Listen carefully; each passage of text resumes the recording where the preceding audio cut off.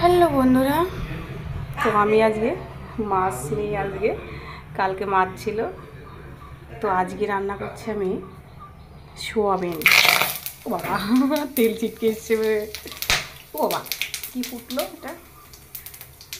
তো দিয়ে দিলাম পুরনে আমি এলাচ আর লবঙ্গ আর শুকনো লঙ্কা তেজপাতা, আর তার সাথে দিয়ে দিয়েছি সোয়াবিনগুলো ভালো করে একটু ভাজা ভাজা করে নেব।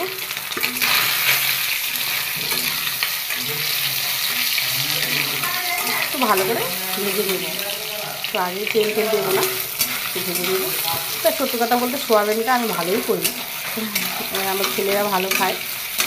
আগেও আমার শাশুড়ি শ্বশুর যখন বেশি ছিল তখন ওনাদের করে দিতাম, তো বলতো যে সোয়াবিন খাচ্ছি না মাংস খাচ্ছি। সত্যি ভালো করি আমি সোয়াবিনটা, তা আমি যতই ভালো করি আমি কিন্তু পছন্দ করি না সোয়াবিনটা। আমার আর কি ছেলেরা পছন্দ করে, খুব পছন্দ ওরা। তো এই যখন ব্রাউন কালার হয়ে যাবে তখন আমি তাই করবো, তারপর দিয়ে দেবো আলুগুলো। তো খুব ভাজবো না যে একদম ফুটফুটে হবে। আগে আমি সোয়াবিনগুলো করেছি গরম জলে সেদ্ধ করে তার ঠান্ডা জলে চুবিয়ে ভালো করে ধুয়ে একদম নিয়েছি, জলগুলো নিগড়িয়ে নেওয়ার পরে একটা বাটিতে রেখেছি তার সব কিছু। আর এখানটা আমি মিক্সিতে দিইনি, শিলনোড়ায় বেটেছি। সেই আদা চাপা করে আদা আর রসুন, একটুখানি পেঁয়াজ, এইটুকুই মশলা দেবো, হালকা মশলা আর হালকা ঝোল হবে। আজকে আর গ্রেভি করবো না। তো আমার সোয়াবিনটা ভাজা হয়ে গেছে, এরকম বন্ধুরা, তা লাল লাল এইরকম করেই ভাজতে হবে। এর থেকে বেশি ভাজলে আবার এটা ভালো লাগবে না, এটার মধ্যে কোনো তেল মশলা ঢুকবে না। তা আমার দুটো বাচ্চা খাবে, তার জন্য আমি অল্প করে নিয়ে যে পুরো সোয়াবিনের প্যাকেটটা আমি নিই, কারণ পুরো সোয়াবিনের প্যাকেটটা আমার লাগবে না, অপচয় হবে।